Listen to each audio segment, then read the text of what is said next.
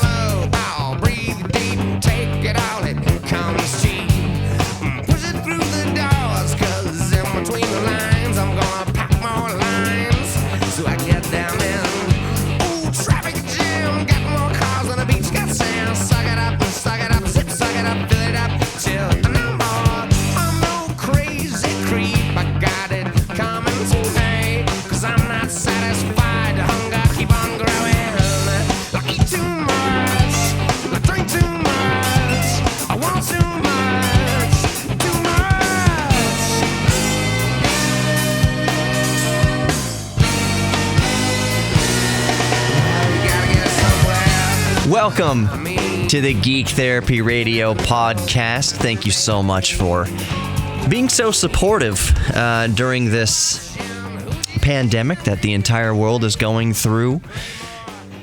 For me personally, I haven't been putting out the amount of podcasts that I would have liked to, and I keep harping back to the fact, and I keep myself held accountable for this. I was doing 5 podcasts per week.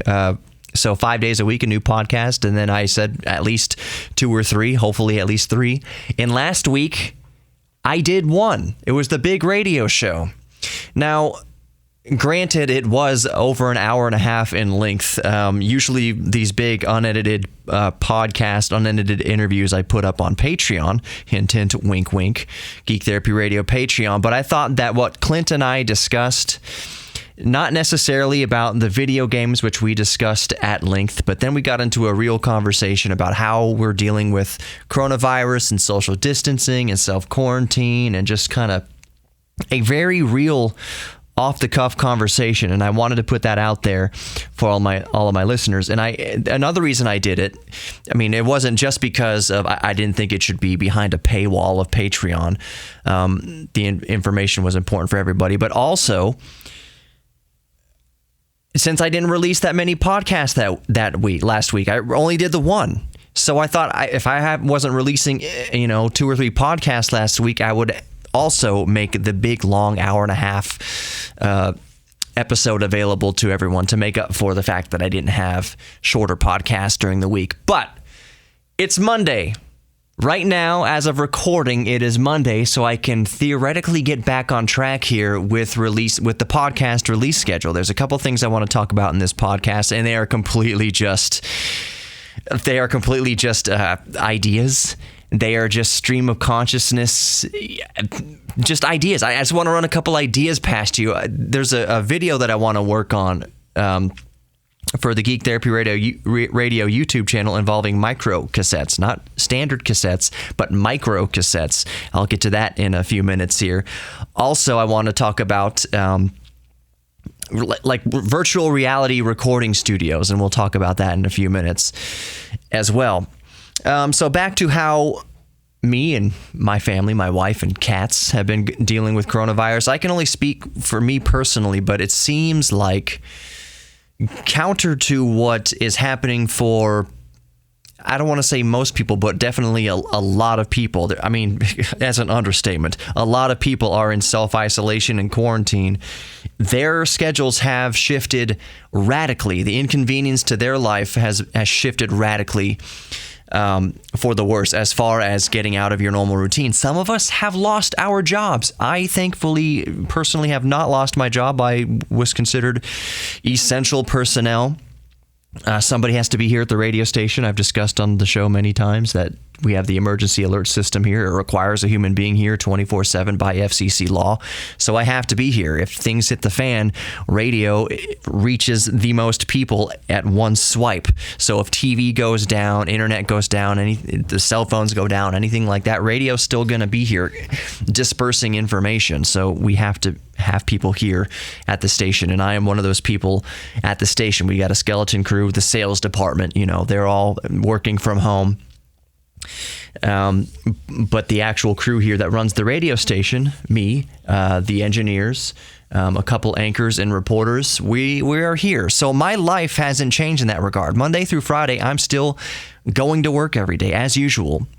My wife is working from home right now. She has a job that mostly allows for that. There are sometimes she has to go, back and forth to the church for whatever. But companies and businesses and churches, like I just mentioned, churches aren't holding services. A lot of businesses aren't open because they're non-essential businesses. Remember when GameStop a few weeks ago tried to lobby that they were an essential business and needed to stay open? GameStop, the least essential business on the face of the earth. I feel bad for GameStop employees who are basically working on a sinking ship. I hope and pray that for their own well-being, that they have long since started to look for other jobs once they saw the writing on the wall for GameStop. But yeah, GameStop was trying to lobby that they were essential. They were an essential retailer and should remain open, just like grocery stores. No, so that's not the case. So yeah, back to me, in my schedule, I can only speak for myself uniquely and individually. My schedule hasn't changed. If anything, it's gotten more busy. Again, going back to the church thing, we've been recording services. Unlike there's a church in Florida, I think it was a mega church, and the pastor just got arrested for holding services, despite warnings not to and lockdown not to. Now, that is a separate discussion from Geek Therapy Radio as far as separation of church and state and everywhere. Someone would argue that the church should be legally allowed to have services even if the state's telling them to shut down. Some would argue that. I can only speak for the church that I work for and most other churches across the country. We follow CDC guidelines. Any mass group of people, mass meeting of people, and especially, let's be real here, most churchgoers are increased in age, if you catch my drift, and they are more at risk for this disease. It's not a good idea to have 200 or so elderly people all in one room shoulder rubbing each other. It's just not the greatest idea in the world. So my church definitely follows CDC guidelines. We haven't had services for a couple weeks. It's only bare bones staff there keeping the building running, but we definitely aren't having Sunday morning services. So what we've been doing is the government has allowed for, at least as of now, meetings of 10 or less people to perform a business function or to perform church functions. I think it's only church religious functions, 10 or less people, and they still have to observe social distancing and everything. Of course, everything's being sterilized and wiped down and due diligence of not spreading the disease. But so that the 10 people rule means that the band can still get together and the pastor can still be there. So basically we are recording the services, and then I am putting the services together, the video and the audio. So all that to say, my workload has not decreased. My workload has actually increased in during this time. And that is something that I'm thankful for. I will plug, normally I don't do any sort of affiliation with churches or getting overtly religious. I don't stray away from it in Geek Therapy Radio. You know that I'm me personally. I have my own personal faith. I have my own personal opinions, just like you have your own personal faith or lack thereof and your own personal opinions. So I don't ever shy away from it if it ever comes up naturally. I will say for those even remotely interested in what I've been up to with the church services, we have uploaded them to the YouTube channel. It's called Willow Meadows Baptist Church. Just type that in, Willow Meadows Baptist Church, and you can see on the YouTube, and you can see what I've been up to. If video editing is not my cup of tea, it's not my main area of expertise. I continually, for my own YouTube channel, of course, Geek Therapy Radio on YouTube, I'm always learning as I go. I just upgraded my camera recently to one with an articulating view screen, so I can actually see if I'm in frame or not. It is capable of up to 4K, but I am not a great video editor. I am not part of Team Crispy. I'm not Austin Evans or Jonathan Morrison or Marquez Brownlee or anything up to that level Linus Tech Tips, but I just do what I do organically with what I know how to use, Sony Vegas 15, in the camera that I know how to use, my old Nikon and my new Canon SL3, is that what it is? So I can just do what I do for my own content. When I do a video about the Intel Core 2 Quad Q6600, I'm just using what I have available, editing with how I know how to edit, or lack thereof, how to edit. So that's what I've been doing for the church also, is putting together the services, and then they live premiere at 10:45 a.m. on Sundays. But what that means is, what I said a moment ago, my workload has actually increased, which I'm thankful for, because a lot of people's workload, maybe perhaps even you listening right now, maybe your workload has unfortunately decreased. And I mean decreased in by the way of maybe you've been laid off or furloughed, and we don't know, those of us in that boat don't know when we can go back to work, when we can get the next paycheck. There are a lot of companies trying to figure this out, trying to do their part to lessen the strain on their employees, and I applaud those companies. There are also companies out there that are actively trying to screw over their employees, that are actively trying to get out of paying them this leave of absence, or paying them during furlough, or help them out in any sort of financial way. That these corporations are looking out for the CEO and the CEO first, and all the top level executives first. And if that means cutting the chaff and causing pain and more pain and misery to working families, then of course they're going to do that first. But not all companies are doing that.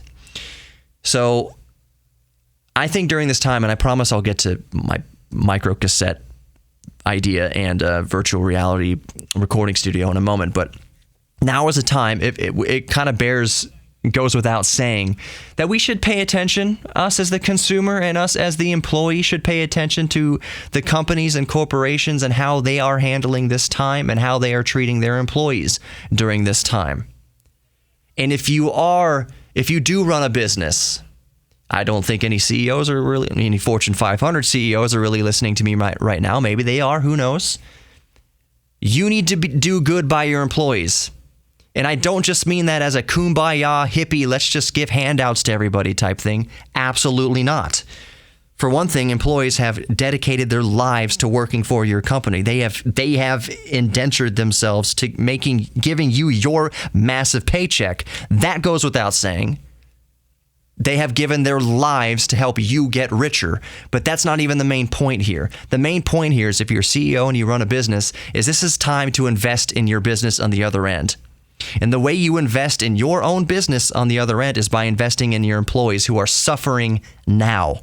Because the rest of us will remember and are making a list of companies that we will not do business with when this is all over with, depending on how they have treated their employees. I don't think I can put it any more clearly than that. If you are treating your employees poorly right now during coronavirus, we'll remember that, and we will not give you business once business picks up again. So heed my warning, heed our warning, businesses. What you do right now, how you take care of your employees right now, financially, among other ways, but mostly financially, that is an investment in the business. That is just as much of investment as research and development. That is just as much investment as advertising. Because we'll remember, CEO of this company actively tried to lobby the government to be able to screw over their employees or fire people. We are going to remember that, and we will not. And the word will spread.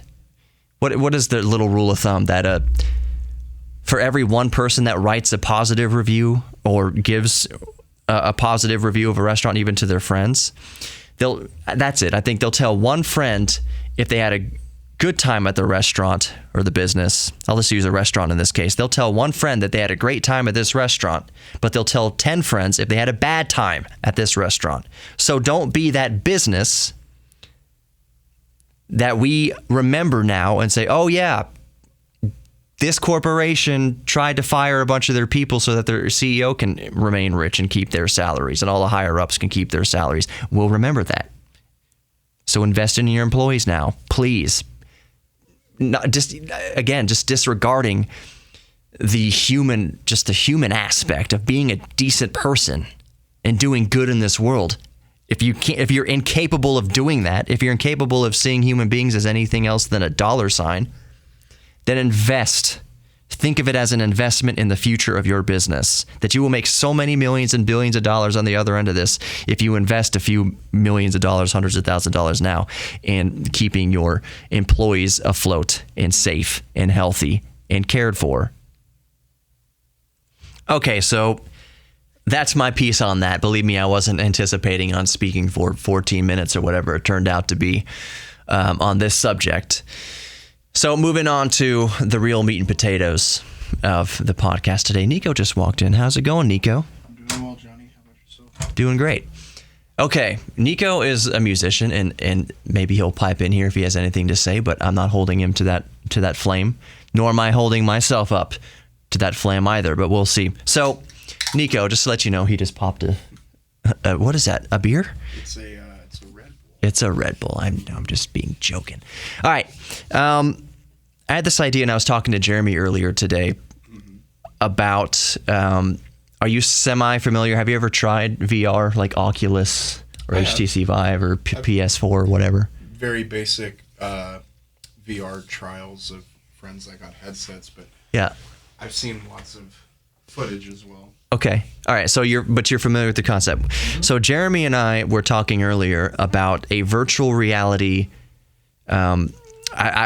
recording studio, but I don't think that's even the best way to put it. Virtual reality DAW, virtual reality digital audio workstation. So simply put, how cool it would be if a developer, maybe a game developer, would team up with a company like Avid, who makes Pro Tools, or with or any other Reaper, with any other SoundForge, with any other company that makes a digital audio workstation, audio software. If they teamed up to come up with a useful VR experience for that.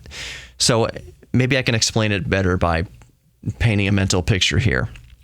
So think of a recording studio and think of the console before you with all the faders. So you have the snare drum and the kick drum and the bass guitar and the guitars and the vocals and the instruments all on individual faders. So turn up the kick mic, turn up the snare drum, turn up the guitars left, guitars right, they're all individual channels.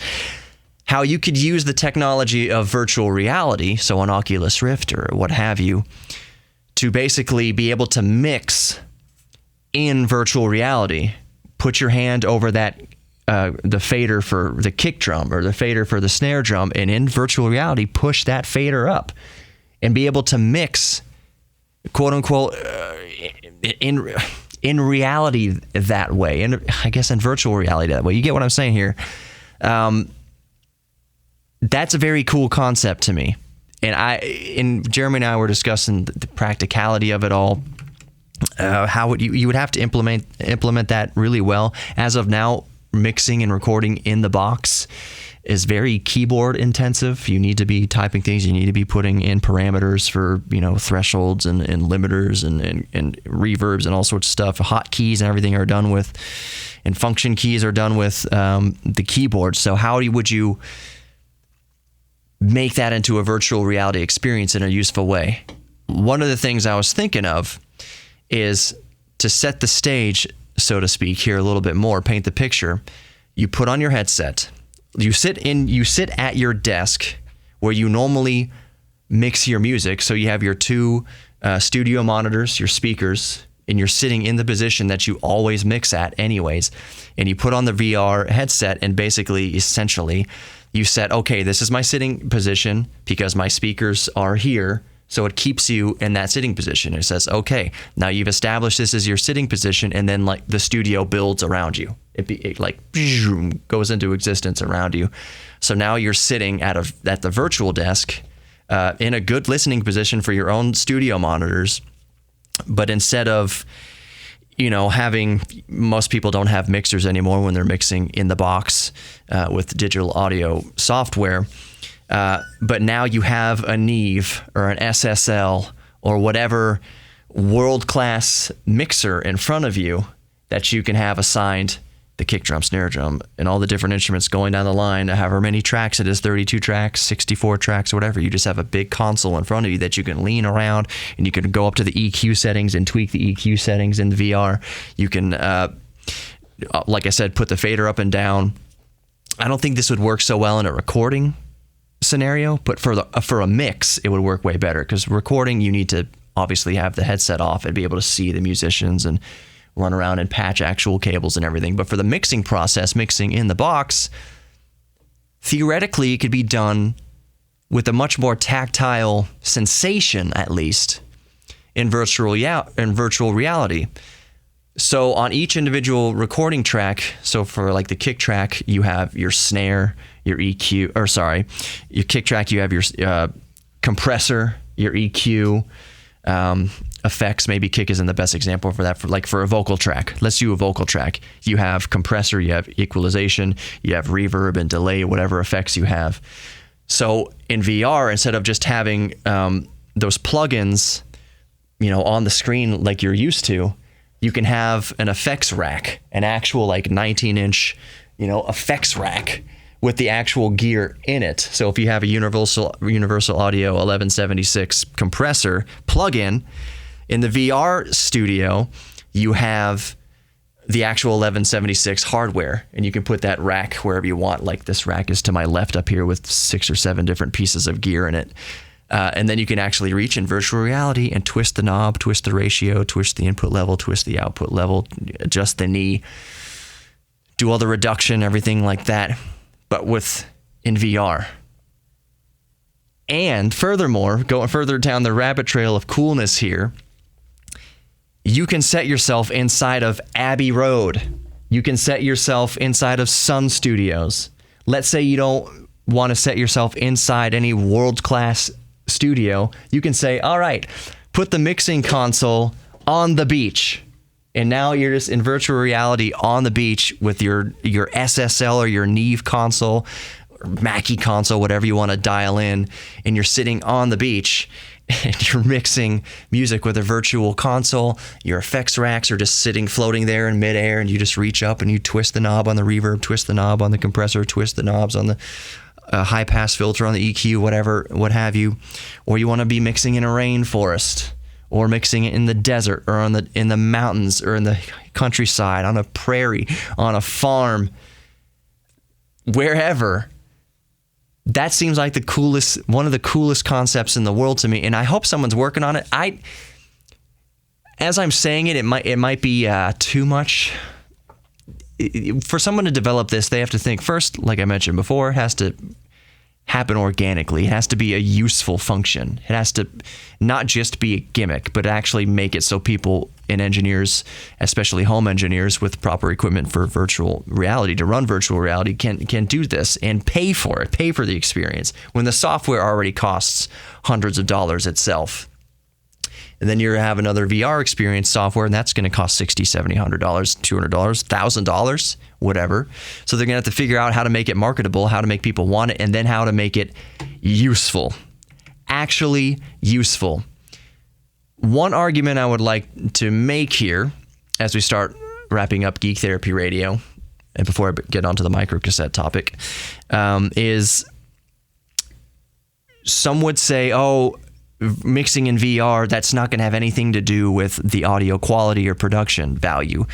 And I argue that that's not necessarily the case, because a lot of times it's all about what vibe, I hate to use that word, but what vibe something creates. So when you get a new piece of gear, it's not necessarily about what the new piece of gear can do, but that it motivates you. Oh man, I'm energized now that I got this new guitar. I'm energized now that I got this new plugin. I'm energized now that I got these new turntables. I'm energized now that I got a new instrument and whatever. It's not that the instrument itself makes noise. It's that now you're invigorated. It's a new way to do things. Oh, what can I do with this? What kind of colors? I'm inspired. You have new inspiration. So I think mixing in virtual reality, if anything, if all it does is create inspiration for people to get out there and mix more, a new positive energy, a new cool creativeness, then I think that would be worth it in the end. I just think it's a cool concept. I'm going to pause it here and continue at home. At any rate, I've made it home. Different microphone, different setup. That explains the sudden change in tonal quality. Anyways, I hope you grasped what I was saying about that VR recording studio concept. What do you think about that? How do you think that could possibly become a reality? What are some hurdles that you can think of, especially if you are a musician, if you're an engineer, if you've ever worked with audio in depth enough to have multi-track mixes going on? What do you think about that? Is there something that I've missed? Yes, I do realize that it would be quite a hurdle to make it usable. You know, one of the things that Jeremy and I brought up was that I don't know about your setup. If you are listening right now and you have a massively powerful PC, VR gaming capable PC, I still have my i7 4790K at 4.5 gigahertz and my GTX 980 graphics card and my Oculus Rift. When I play intensive games, and I'm going to try Half-Life Alyx as soon as I'm done recording here. Yes, I've downloaded it. I'm so excited. But when you're in VR and intensive games, my computer, I don't want to say screams, but the fans kick up. For those of you who've been with me for a while, the code name for my computer is Demon's Whisper. That means when I'm doing low-intensive tasks like recording a podcast, for instance, that the fans are barely even turning. They're inaudible. There are so many louder things in this room. The air conditioner that's on, whatever's happening in other rooms can be louder than whatever my computer is doing. My computer is almost completely silent. I cannot hear my computer at all when I'm just recording podcasts or doing low intensity productivity like that. But when I'm playing VR, my processor, it's running hot, and even though it's air cooled, it is still running hot. The GTX 980 is kicking on. The fans, there's 2 or 3 fans on that graphics card. They're kicking on. It's very audible. So if you're working in a virtual reality studio and you're mixing music, you don't want the PC to be audible. So that will be one conceivable hurdle, is that if you have the PC in the same room as your mixing studio, it can't be loud. That's a major hurdle to get over. How would you deal with that? One way you could deal with that is have your PC in the other room on the other side of the wall and just have cables running through the wall. I've done that in the past where I've had loud PCs that I couldn't quiet down. I literally drilled a hole through the wall and put onto plates on the wall and ran cables through to the other room where the PC was, so that the room with the computer monitor and keyboard and everything, there was no computer in there. It was running in the other room. So that's one conceivable way around it. What do you think? A VR mixing studio. All right. So the last topic today, I just have it in my hand right now. Let me test it out real quick. Reset the counter here. This is live pre-recorded podcast, folks. I am talking into a microcassette recorder, and that is what I'm going to tell you my idea here in a moment regarding microcassettes. Let's see here. Bring it back. See if this worked. I am talking into a microcassette recorder, and that is what I'm going to tell you my idea here in a moment regarding microcassettes. I'm such a geek. Just great for having a show like this. So my idea with a microcassette recorder is I got one. It cost maybe $20, $25 with shipping on eBay. It's a Radio Shack. What is it? Radio Shack Micro 29. That is the model. Radio Shack Micro 29. Actually, Radio Shack Micro 29, model number 14-1059. That is the microcassette tape recorder I have in my hands right now. But specifically, I was looking for specific features in a microcassette that needed to be able to hook up to an external microphone and have the earphone jack. So most microcassette recorders do have an earphone jack. Not every single one of them has the microphone input jack. Now, this is not a line level jack. It's just a microphone input jack. And that's important for the following reason. I will do another experiment here. the reason the microphone input jack is important is because when you record through the microphone, the built-in microphone of the microcassette recorder, all you hear, the noise floor is set basically by the motor noise. You hear the machinery being recorded to tape since the microphone is bolted into the body with the transport mechanism and the cap stand and the pinch rollers and all the machinery thereof. So then when you go back to play, all you hear is, well, you hear the voice, but in the background, all you hear is machinery and the motors and a whirring noise, like so. I'm such a dork. Rewind a little bit here. Stop. So when you play it back, this is all you hear.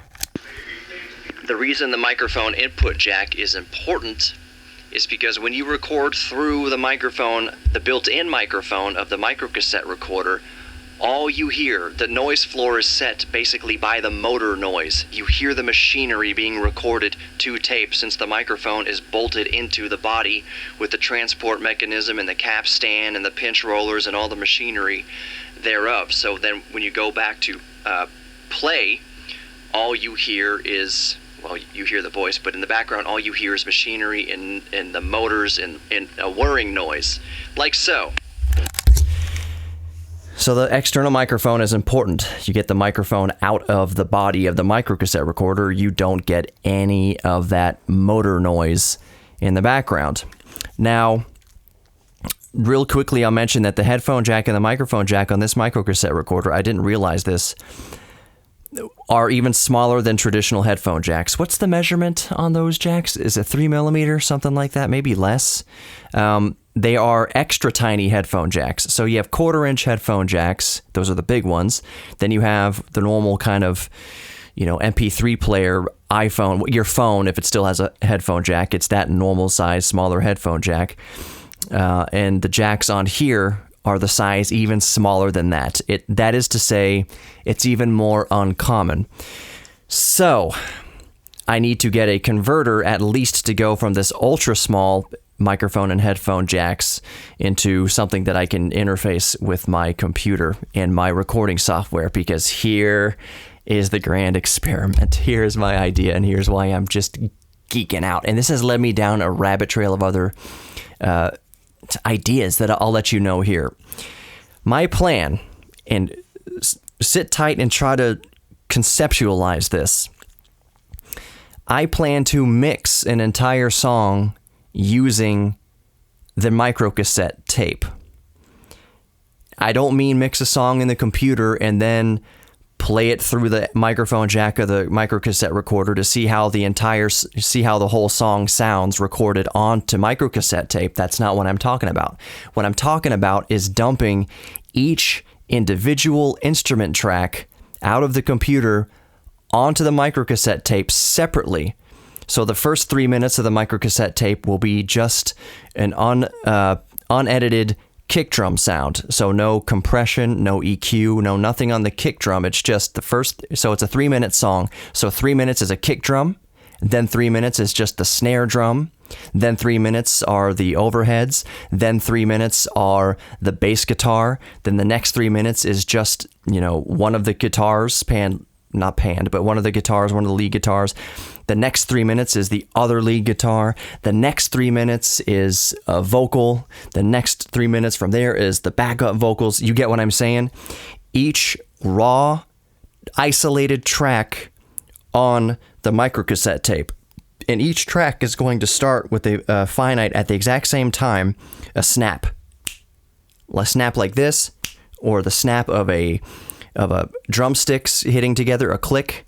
So a click, there's going to be a click at 0, 0, well, not 0, 0. Let's say there's a click at 0, 1. And then at the end of the 3-minute song, there's a click at 3:05. Every single track by itself has the click at 0, 1 and the click at 3:05. That way I can take those clicks that are at the end of each individual recorded instrument, line up those clicks in the recording software, mixing software. Now I have every track aligned correctly in my audio mixing software, and then I'm going to go to town and try to mix it the best I can as usual, as I would mix anything, and see how the song comes out the other end, mixed entirely using microcassette tape. Doesn't that sound cool? I mean, it sounds completely useless. Nobody's asking for this, but this is just what we do as geeks. I wonder how this, not just with microcassettes, I wonder what it would be if someone did something like this.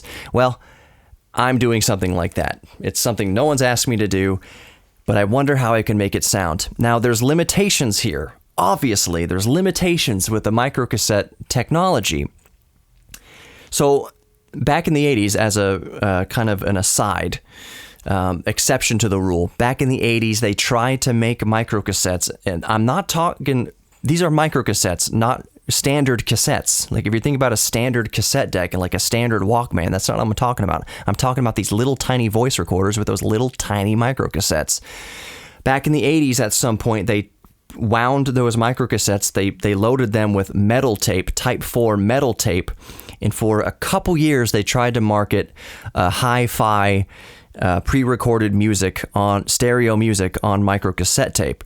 I'll link in the podcast description to a video by Techmoan, who covered this a few years ago. I've tried to get Techmoan on the show a number of times.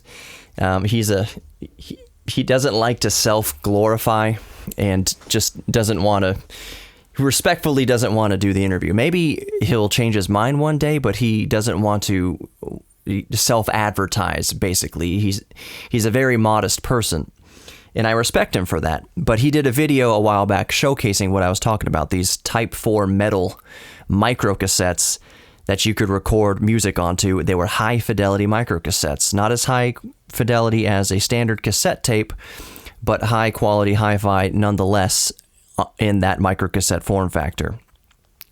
But back to the main topic here. By and large, microcassettes are loaded with Type 1 tape, and it's thin Type 1 tape.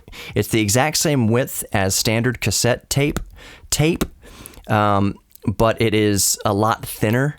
So in a standard cassette tape, usually the runtime was 30 minutes, 60 minutes, 90 minutes. Then you could get up to 100 minutes, 110 minutes, 120 minutes, I think all the way up to 160 minutes of runtime on a cassette tape.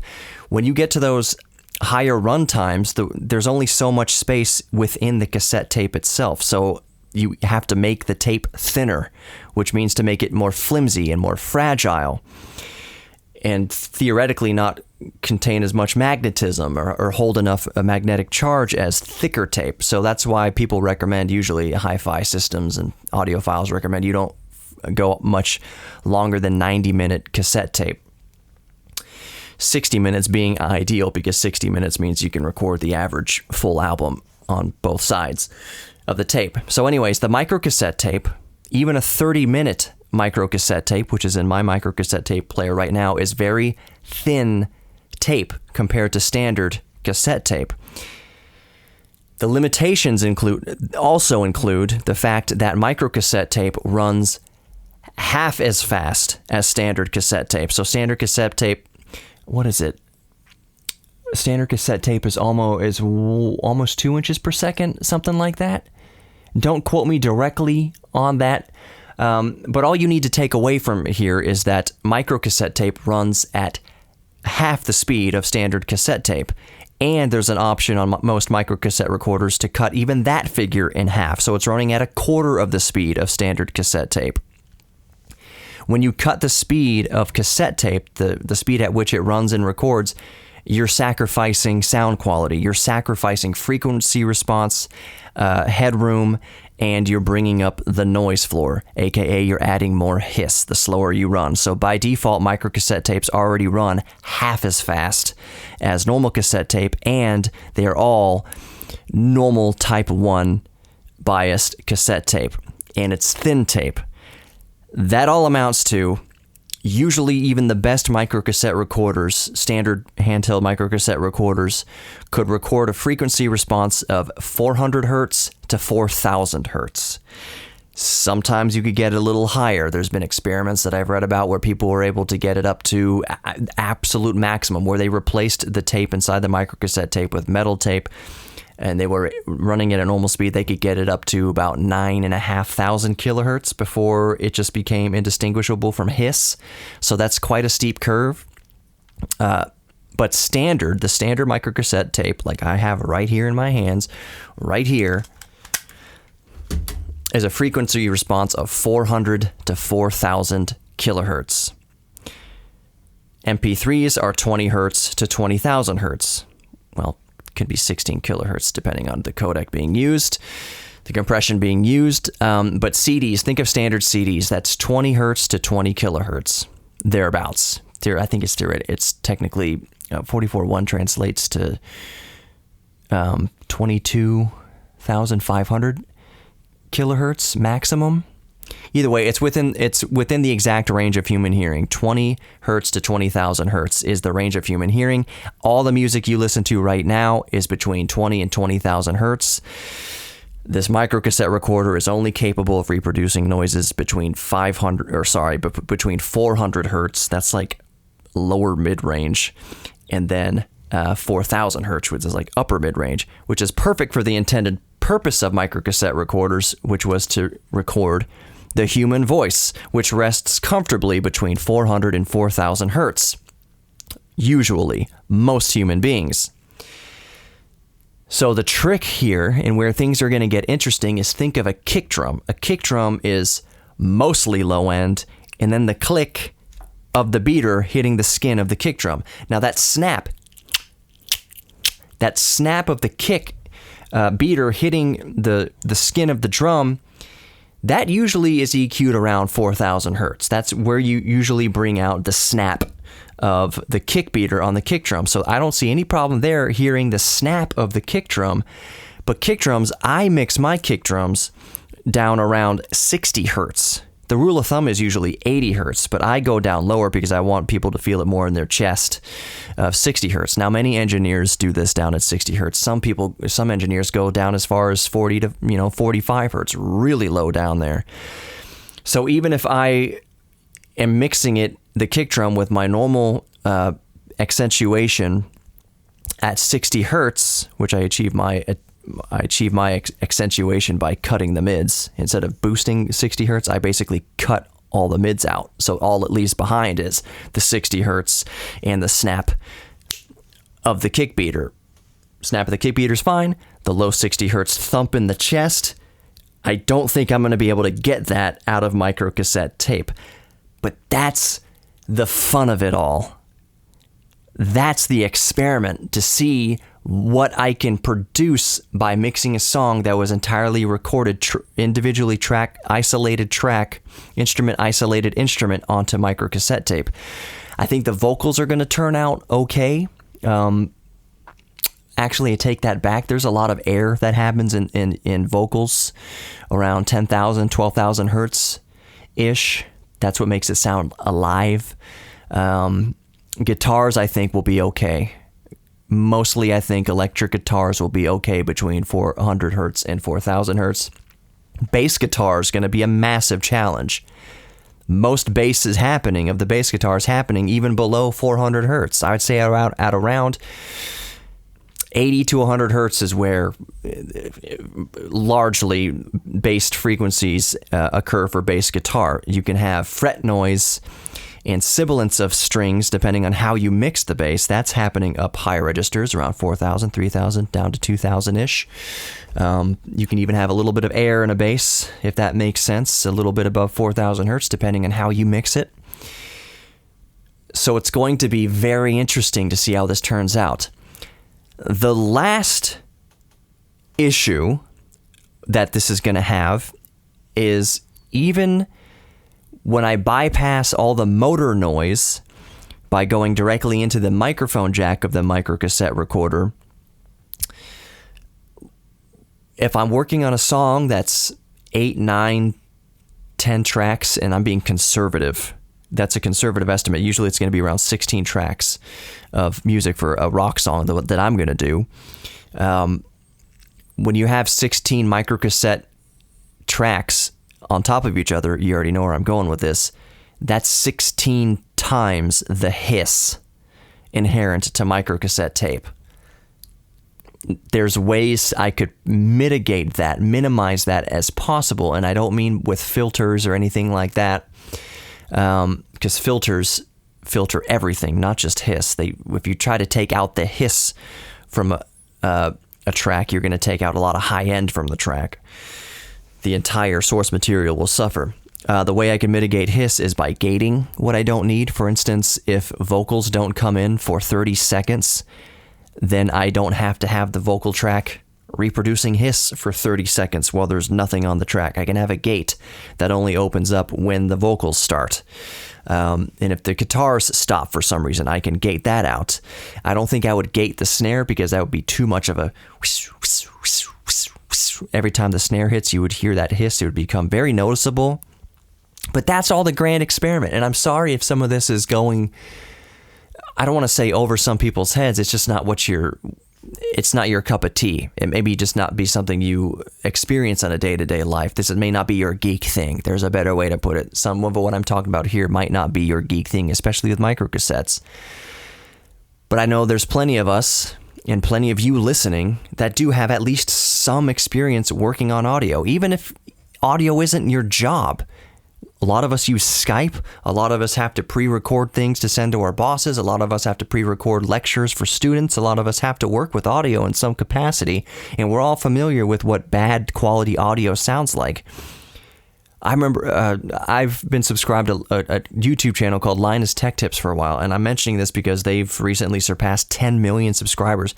They have grown and grown and grown. I think I subbed when they were at around 2 million subscribers.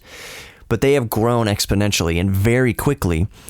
And one of the things that always made me pull my rapidly thinning hair out was that their video production got really good, but their audio remained bad, which means that audio, even for YouTube channels, is usually an afterthought. It's a tough concept to kind of nail down, so they're constantly trying to get a grasp of their audio, especially with Linus Tech Tips case, the WAN show, their podcast that they did. The audio was always all over the place and sound like crap. And they even had, I think, Audio Technica come out there and do a setup and teach them how to use it, and then they forgot how to use it for a good long time.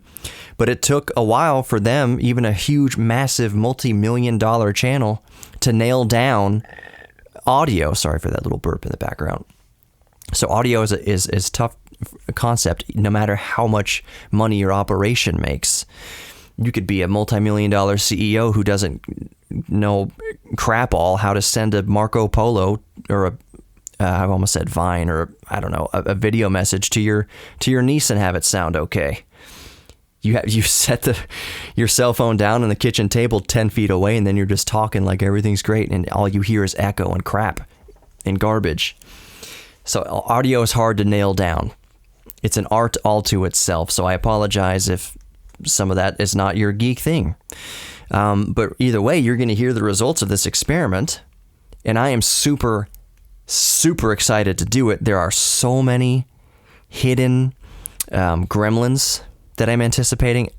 One thing I didn't mention because I thought it'd be getting too deep with it was wow and flutter in differing tape speeds. The motor running at different fluctuating speeds can be an issue. That's and cause phasing issues, and it can be inconsistent, the speed at which the material is playing back. That's why I'm putting that click track at the beginning at 1 second and 3 minutes and 5 seconds at the beginning and end of each track, so that I can expand and compress each click to line up and try to mitigate that wow and flutter. Technically it's wow. Wow. I'll try to mitigate that wow and flutter effect.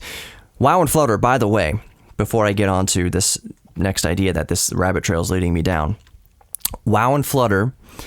Wow is when you're listening to a cassette tape or a record player, and the music is going,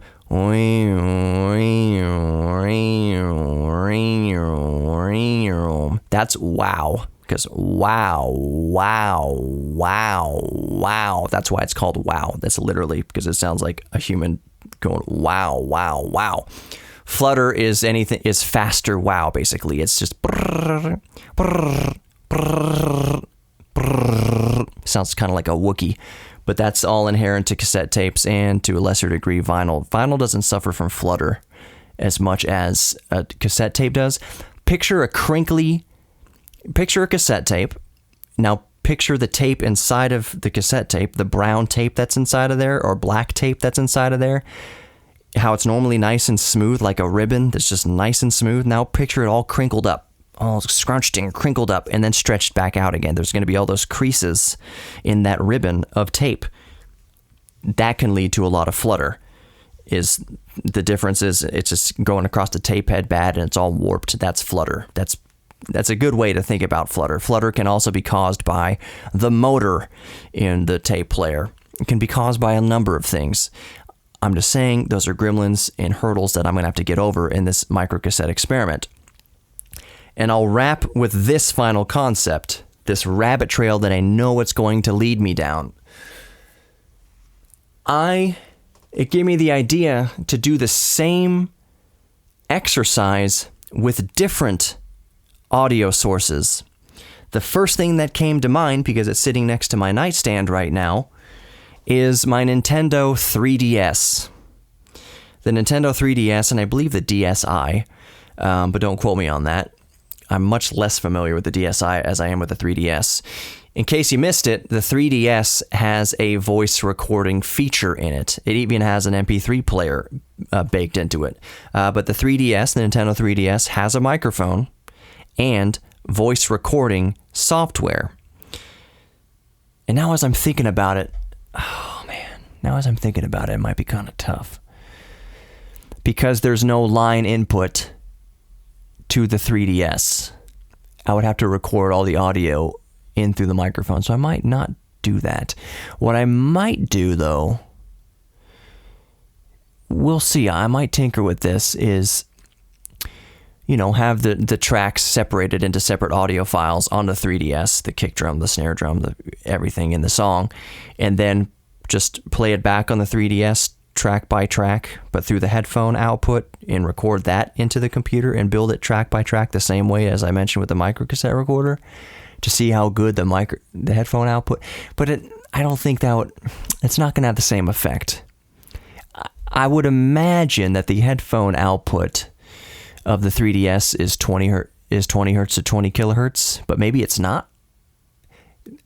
The DAC inside there is probably not very good. Digital analog converter is probably not very good in the 3DS, so maybe that could yield interesting results.